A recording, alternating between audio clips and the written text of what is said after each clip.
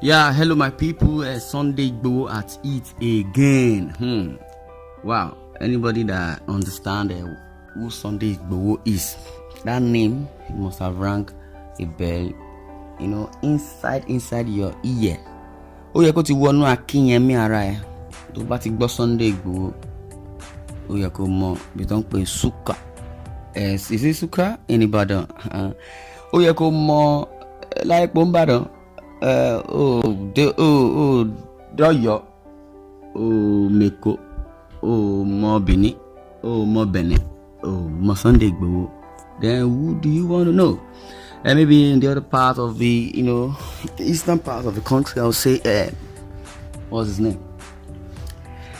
Nnamdi Kanu. Now, if you remember Nnamdi Kanu, those agitators. Now, straight to the headlines. I'll say Sunday Igboho responded to DHQ that the agitation for the Yoruba nation is not a threat to peace.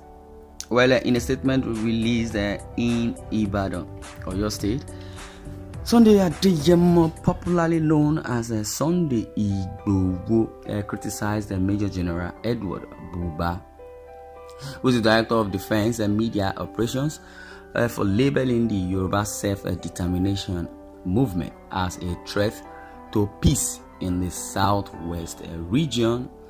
And Adeyemo urged the federal government, led by President Bola Ahmed Tinubu, to disregard the misleading security report by Buba, calling it mischievous and intended to smear the reputation of a peaceful organization seeking a better society and a good governance. Sunday Adeyemo described Buba's position as uninformed, misleading, and driven by ulterior motives. He accused Buba of attempting to defame the Yoruba nation movement by associating it with negativity. Sunday Adeyemo acknowledged the efforts of the armed forces of Nigeria in combating terrorism, banditry, and kidnapping, but also criticized Buba for wrongly identifying Yoruba nation agitators as a major threat to peace in the southwest. He also argued that this portrayal was not only false but also highlighted the military's failure to address insecurity during the previous administration of President Muhammadu Buhari. For those that may not really understand what has been, going back and forth concerning Sunday Igboho's case, Nnamdi Kanu's case, during President Muhammadu Buhari's administration, with the 8 years in office, I believe we all knew what their submission held or still holding, because I believe their submission does not hold water. Even still, it did not hold water and still is not holding any water, because the administration has been so faulty, insurgency here and there, banditry, kidnapping, killings, and then there was nothing to be done towards that incident. Will I call it incident? Insurgency. That's what it is. Wow. To continue, Adeyemo pointed out that aside from the attacks by Boko Haram terrorists in the northeast, bandits had also controlled certain local governments in the northern part of the country, while the military seemed powerless to stop them. He criticized the military for its inability to protect Nigerians from marauders and terrorists, disturbing the peace of the country. Now, I could remember when Sunday Adeyemo, came to limelight. I believe Sunday Adeyemo, as a businessman, as he is, with his family and facing his own business. Dr. Aborode was killed, and meanwhile that doctor, was a friend to Sunday Adeyemo Igboho, and Sunday Adeyemo had to invite him all the way from abroad to come and float some businesses. and at the long run, he was killed by Fulani herdsmen.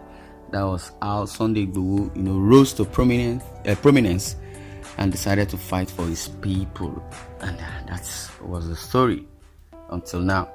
Now, Adeyemo pointed out that aside from the attacks by Boko Haram terrorists in the northeast, a bandit had also controlled certain local governments in the northern part of the country, while the military seemed powerless to stop them.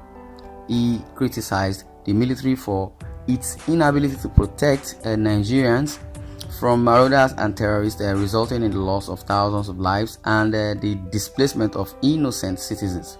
Sunday Adeyemo also mentioned instances of attacks by herdsmen in parts of the southwest during Buhari's administration, where farmers were killed and their wives and daughters were raped. Wow. Why security agencies failed to intervene effectively. Also, furthermore, he criticized the amnesty granted to supposedly repentant Boko Haram terrorists who were subsequently recruited into the Nigerian army. Wow. I don't hear these things since, but it seems it's not ringing any bell. It's not making sense to me. But now it's making sense, negatively to me, because if you talk about amnesty, what amnesty is simply means is a pardon, maybe presidential pardon with benefit. I could remember when the militant, from the let's say southern part of the country, we were given amnesty, and since then there was no chaos, there were no disturbance, because it's just like an agreement between the government and the militants. And since then, we believe there's kidnapping of the whites and the expatriates, did not occur any further. But on this Boko Haram, because we still see ISWAP, they're just there to disturb the administration of President Buhari. But because Buhari did not take cognizance of his own people and the people he governed, that was how Nigeria became an insurgent state. But notwithstanding, furthermore, I would say there are so many thousands of lives and the displacement of innocent citizens. Now, Sunday Adeyemo also mentioned instances of attacks by herdsmen in parts of the southwest during Buhari's administration, where farmers were killed and their wives and daughters were raped, while security agencies failed to intervene effectively. Furthermore, he criticized the amnesty granted to supposedly repentant Boko Haram terrorists who were subsequently recruited into the Nigerian army. Adeyemo recalled that the invasion of his residence by agents of the Department of State Services on July 1st, 2021, following his peaceful advocacy for the Yoruba nation. He lamented the murder of 2 of his aides and the injuries sustained by others during the midnight raid. He also mentioned the killing of one of their supporters in Ojota during a peaceful protest. Despite having obtained a police permit, Adeyemo highlighted that they had taken legal action against the Buhari-led government for the unlawful invasion, and the case had reached the Court of Appeal, which ruled in their favor, ordering the payment of billions of naira in compensation.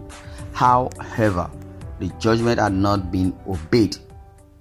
Adeyemo emphasized the need for the military to address critical issues such as the mistaken drone bombing of worshippers in Kaduna State, and the recent attack on communities in Plateau State, where around 200 people, mostly women and children, were brutally murdered by bandits on Christmas Eve. My God, on Christmas Eve?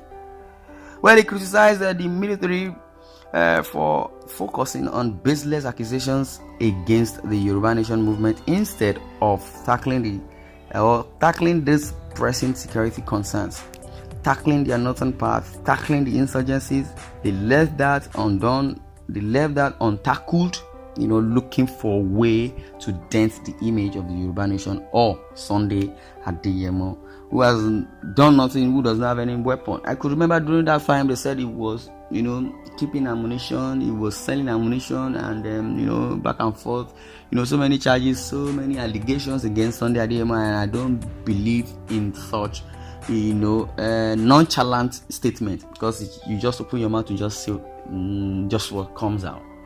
But it is not even far-fetched. I believe it is not what goes inside you that defiles you, but what comes out thereafter. And if you are conversant with good words, if you're conversant with saying the right words, the right thing will come out and the right solution will come. And to furthermore, the Yoruba Nation movement, is just an entity, trying to, revolute, to give, their people good representation outside, even in diaspora, internationally, locally, or wherever. But as it is, mostly some women and children were brutally murdered by bandits on Christmas Eve. That was, coming from Sunday Adeyemo, as per his eye life on what has been on ground since, and they left, those things undone, or let me say there were no solutions to those things. Instead, it is Sunday Adeyemo and the Yoruba nation that are being pursued. Now, Sunday Igboho criticized the military for focusing on baseless accusation against the Yoruba nation movement instead of tackling these pressing security concerns. Now, Adeyemo urged discerning Nigerians and other stakeholders to ignore the military's allegations, which it deemed to be nothing more than a product of their imagination. Well, this is where I'm going to draw the curtain, because the storyline is still continuing, and I believe you all have your data to yourself, because more news are coming concerning Sunday Adeyemo, and I believe you know where the bell icon is. Please click on the bell icon to get more notifications as soon as news coming. Thanks for listening, and God bless you. You're listening to Independent TV 7.